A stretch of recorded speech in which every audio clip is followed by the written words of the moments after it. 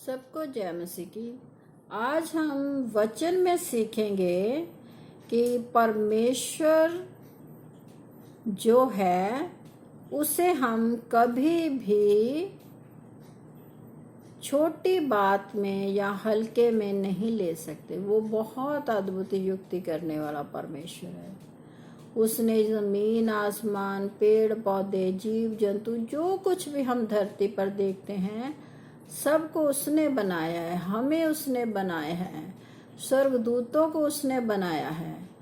तो आज हम देखते हैं कि प्रभु बहुत महान है। उसकी महानता कितनी है, इसे हम जानते हैं कि परमेश्वर बहुत अद्भुत युक्ति करने वाला परमेश्वर है। इसे हम पढ़ते हैं, अय्यूब की पुस्तक है, उसका 25 अध्याय में हम जानते हैं कि परमेश्वर कैसा अद्भुती करने वाला परमेश्वर है। उसकी योजना कैसी है इंसान के लिए। प्रभुता करना और भय मनवाना, ये उसी का काम है।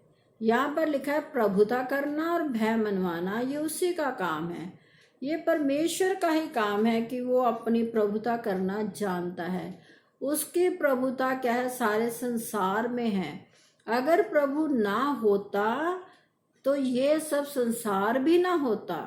इसीलिए लिखा है कि प्रभुता करना और भय मनवाना उसी का काम है। जो हम भय मानते हैं परमेश्वर का, हमारे मनों में जो डर है परमेश्वर का, हम क्या है परमेश्वर के लिए डरते हुए उपासना करते हैं, ये उसी का काम है कि वो हमारे मन में, हृदय में अपना वचन डालता है और हमें अच्छी शिक्षा देता है।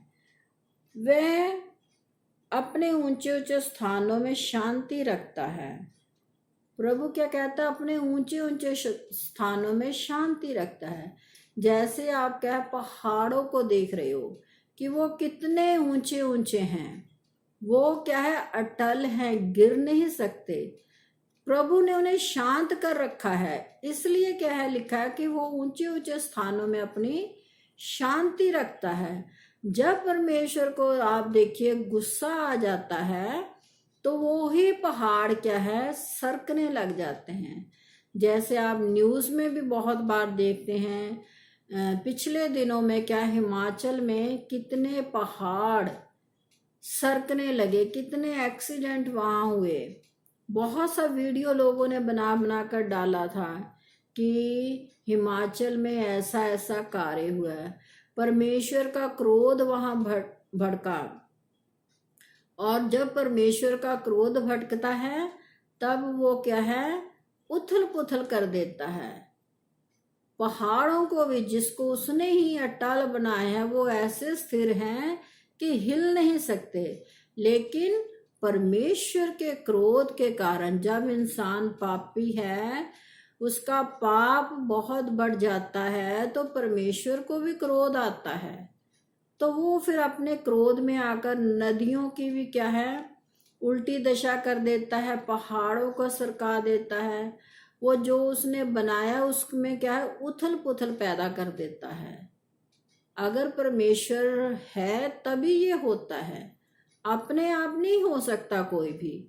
जो लोग ये कहते हैं कि परमेश्वर है नहीं, तो उनसे आप पूछिए फिर सूरज अपना कार्य कैसे करता है, चंद्रमा अपना कैसे कार्य करता है कि दिन में रोशनी हो जाती है, रात को अंधेरा हमें दिखता है। ये परमेश्वर का ही कार्य है। उसने हर एक चीज का एक समय नियुक्त कर रखा है, वो चलाता है संसार को। तो आगे लिखा है, क्या उसकी सेनाओं की गिनती हो सकती है। यहाँ पर लिखा है कि जो परमेश्वर की सेना है उसकी कोई गिनती कर सकता है, कभी नहीं। हमें क्या पता परमेश्वर ने कितनी अपनी सेना को बना रखा है। हाँ, वचन में ये पढ़ते हैं कि उसने करोड़ों करोड़ों स्वर्गदूतों को बना रखा है, लेकिन उसकी गिनती हम नहीं कर सकते, क्योंकि स्वर्गदूत हमें दिखाई नहीं देते, ये परमेश्वर को दिखाई देते हैं जिसने उसे बनाया है। तो वहां लिखा कि उसकी गिनती नहीं हो सकती। जो परमेश्वर ने सेना को बना दिया है और आगे लिखा है, कौन है जिस पर उसका प्रकाश नहीं पड़ता?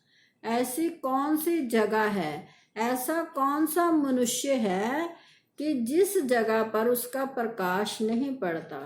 आप देखिए, सुबह जब सूरज उगता है तो उसका प्रकाश हर एक जगह पहुंच जाता है। चाहे छोटी सी भी जगह हो, छोटी सी भी वहां कहीं शराख हो, तो वहां भी सूरज की रोशनी पहुंच जाती है। इसीलिए कहा गया है कि उसका प्रकाश सब वस्तुओं पर पड़ता है, कुछ भी उससे छिपा हुआ नहीं है। फिर मनुष्य परमेश्वर की दृष्टि में धर्मी कैसे ठहर सकता है? फिर लिख दिया कि फिर मनुष्य परमेश्वर की दृष्टि में धर्मी कैसे ठहर सकता है? अगर हम 7 पर्दों में भी रहकर गुनाह करेंगे तो परमेश्वर की दृष्टि से हम छुप नहीं सकते, ना हम अपने गुनाह छुपा सकते हैं, क्योंकि उसकी दृष्टि सब वस्तुओं के ऊपर है, उसका प्रकाश सब के ऊपर चमकता है। फिर इंसान अपने आप को धर्मी कैसे कह सकता है? क्योंकि इंसान धर्मी है ही नहीं। इंसान दिन भर में बहुत से गुनाह, बहुत से पाप करता है, लेकिन क्या है, अपने आप को क्या है, वो धर्मी ठहराता है, जबकि वो धर्मी नहीं है। इसीलिए नीति वचन में लिखा है कि मनुष्य का सारा चाल चलन अपनी दृष्टि में तो पवित्र होता है, लेकिन यहोवा मनों को जांचता है। सब लोग अपने आप को धर्मी कहते हैं, कोई भी अपने आप को पापी नहीं कहता संसार में। तो इसीलिए आगे पढ़ते हैं, जो स्त्री से उत्पन्न हुआ वह कैसे निर्मल हो सकता है? वचन में लिख दिया कि जो स्त्री से पैदा हुआ वो कैसे निर्मल हो सकता है। हम सब जानते हैं कि जब आदम और हवा ने पाप किया तो हम पाप के द्वारा ही पैदा हुए। हम माँ बाप पाप करते हैं तो आगे क्या है, औलाद आती है। तो परमेश्वर कहता है कि जब जो इंसान स्त्री के द्वारा उत्पन्न हो गया, वो पवित्र कैसे हो सकता है? आप सब जानते हैं कि पवित्र कोई इंसान नहीं है। पवित्र कौन है? सिर्फ हमारा प्रभु यीशु मसीह है, और दुनिया में कोई भी इंसान पवित्र नहीं है, क्योंकि हम सब लोग क्या है, किसके द्वारा उत्पन्न होते हैं? एक मर्द के द्वारा। लेकिन प्रभु यीशु मसीह किसी भी मर्द के द्वारा उत्पन्न नहीं हुआ, इसलिए वो पवित्र है, हम पवित्र नहीं हैं। तो आगे लिखा है, देख उसकी दृष्टि में चंद्रमा भी अंधेरा ठहरता है और तारे भी निर्मल नहीं ठहरते। जो चंद्रमा उसने हमें दिया है वो उसकी दृष्टि में क्या है, अंधेरा ही है उसके पास। आप चांद की रोशनी में इतना कोई कार्य नहीं कर सकते जितना आप कार्य सूरज की रोशनी में कर सकते हो। तो सूरज की रोशनी हम किस दिन वचन में आपको सुनाएंगे कि रोशनी क्या है। रोशनी क्या है? प्रभु यीशु मसीह है। जब हम उसके पीछे चलते हैं तो हम अंधकार में नहीं जाते, हमारा जीवन अच्छा होता है। यह चंद्रमा को अंधकार कहा गया। रात में पाप होते हैं, रात में लोग क्या है, बहुत से गुनाह पाप करते हैं। इसीलिए लिखा गया कि तारे भी उसकी दृष्टि में निर्मल नहीं है। जिन तारों को परमेश्वर ने खुद बनाया, खुद लगाया आसमान में, वो भी निर्मल नहीं है। फिर मनुष्य की क्या गिनती जो कीड़ा है, और आदमी कहाँ रहा जो केंचुआ है। परमेश्वर वहां कह रहे हैं, फिर मनुष्य की क्या गिनती जो कीड़ा है। जो इंसान परमेश्वर पर भरोसा ही नहीं रखता, उसकी तुलना परमेश्वर ने किसके साथ कर दी? कीड़े के साथ। जैसे कीड़े की कोई जिंदगी नहीं होती। आप देखते हैं कि हजारों कीड़े ऐसे हैं जो हमारे पाँव के नीचे आकर मर जाते हैं। क्योंकि हम वो इतने छोटे होते हैं कि किसी किसी को वो तो हम देख भी नहीं पाते, हम अनजाने में भी उनके ऊपर पाँव रख देते हैं और वो क्या है, मर जाते हैं। इंसान की गिनती भी आज ऐसी ही हो गई है। ये वर्षों पहले लिख दिया गया कि उनकी गिनती क्या है, कीड़ों के समान, बहुत अनगिनत। आज इंसान क्या अनगिनत है, जिनकी गिनती नहीं हो सकती। लोग अपने अपने देश की गिनती कर सकते हैं, लेकिन पूरे संसार की गिनती कभी भी नहीं हो सकती। हम अंदाजा लगा सकते हैं, लेकिन उसको परफेक्ट गिनती क्या है पूरे संसार की, ये कोई भी नहीं कह सकता, क्योंकि हर एक सेकंड के बाद गिनती बदल जाती है। हम वचन में सुनाएंगे आपको कि जो बेटे बेटियां उत्पन्न होते हैं हर देश में, वो एक एक सेकंड के बाद पैदा हो जाते हैं। तो फिर गिनती कैसे होगी? जैसे जानवर जो कीड़े छोटे छोटे हैं उनकी गिनती नहीं हो सकती, वैसे ही इंसान की भी गिनती कभी नहीं हो सकती। और आदमी कहाँ रहा जो केंचुआ है? तो फिर परमेश्वर कह रहा कि आदमी कहाँ रहा जो केंचुआ है। केंचुआ क्या होता है, जिसे हम पंजाबी में क्या कह देते हैं, गंडोया। तो जब आप देखिए कि जब हम भी छोटे थे, आजकल के बच्चे जब छोटे होते हैं, अगर हमारे घर में कोई गंडोया या केंचुआ घुस आता था तो उसे हम क्या करते थे, उसके ऊपर नमक डाल देते थे। तो उसी समय वो क्या होता है, तड़प तड़प कर मर जाता था। तो परमेश्वर कहता है कि आदमी भी ऐसा ही है, उसका जीवन भी क्या है, केंचुए के समान है, गंडोए के समान है, जिस पर थोड़ा सा नमक डाला तो वो तड़प तड़प कर मर जाता है। पहले उसको देखिए वो कितना बड़ा होता है, जब उसके ऊपर नमक डाला जाता है तो वो क्या छोटा सा हो जाता है, सिकुड़ जाता है। वैसे ही इंसान है, उसके पास कुछ नहीं है, कोई जीवन नहीं है, लेकिन फिर भी क्या है, वो बढ़ता है, फूलता है उस केंचुए की तरह। और जब परमेश्वर का कहर उस पर बरपता है तो वो क्या है, नमक जब परमेश्वर अपना डालता है उसके ऊपर तो वो क्या है, मर जाता है, सिकुड़ जाता है।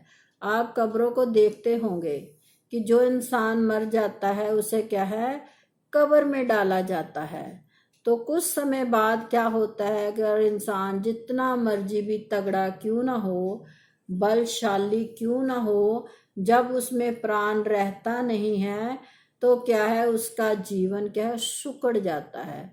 जितना इंसान मर्जी तगड़ा हो, वो क्या है, थोड़े समय के बाद उसके जिस्म के ऊपर मांस रहता ही नहीं है, उसे जमीन के कीड़े क्या करते हैं, खा जाते हैं, वहां हड्डियां रह जाती हैं, और हड्डियां भी थोड़े समय बाद क्या है, लुप्त हो जाती हैं।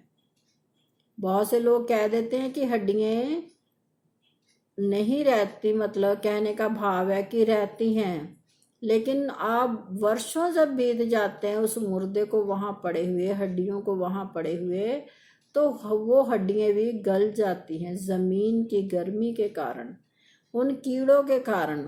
वो कीड़े सब क्या है, चट कर जाते हैं उन सब चीजों को। तो यहाँ पर लिखा है कि मनुष्य का जीवन भी एक केंचुए के समान है, जब वो मर जाता है तो सिकुड़ जाता है, कुछ भी नहीं पर रहता उसके पास। चाहे आप बहुत सुंदर हो, लेकिन जब आपको कब्र में डाला जाएगा तो आपकी सुंदरता व्यर्थ हो जाएगी। तो क्या रहेगा आपके पास? कुछ भी नहीं। आपके साथ क्या जाएगा? हमने एक वीडियो में सुनाया था कि जो हमारे अच्छे कार्य होते हैं वो हमारे साथ हो लेते हैं, वचन में लिखा हुआ है। उस न्याय के दिन के लिए परमेश्वर के पास हमारी आत्मा पहुंच जाती है।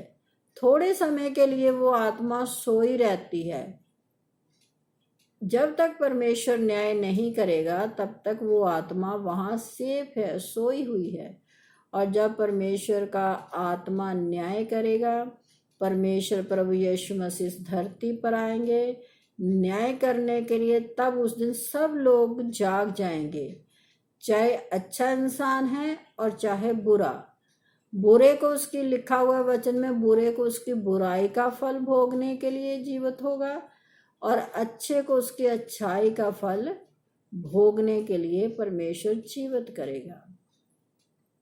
तो इसलिए जो प्रभु का वचन है, हम बहुत बार कहते हैं इसे ध्यान से पढ़िए, एक किताब की तरह ना पढ़िए और परमेश्वर से प्रार्थना कीजिए कि प्रभु मुझे इस वचन को समझने के लिए ज्ञान और प्रकाश की आत्मा मुझ पर उंडेलिए, ताकि मैं आपके इस पाक पवित्र वचन को पढ़ूं, सुनूं, देखूं और उस पर चलूं।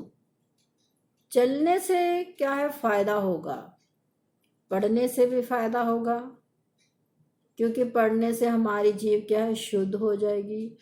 आंखों से देखने से हमारे जो हम देखते हैं उससे उसके द्वारा ही हम परमेश्वर के वचन को क्या है पढ़ सकते हैं। हमारी आंखें वचन को देखती हैं, हमारे कान वचन को सुनते हैं, हमारी जुबान वचन को बोलती है। ये तीनों कार्य कर रही हैं। तो हमें भी क्या कार्य करना है कि इन वचनों के ऊपर हमने चलना है। तो सबको जय मसीह की।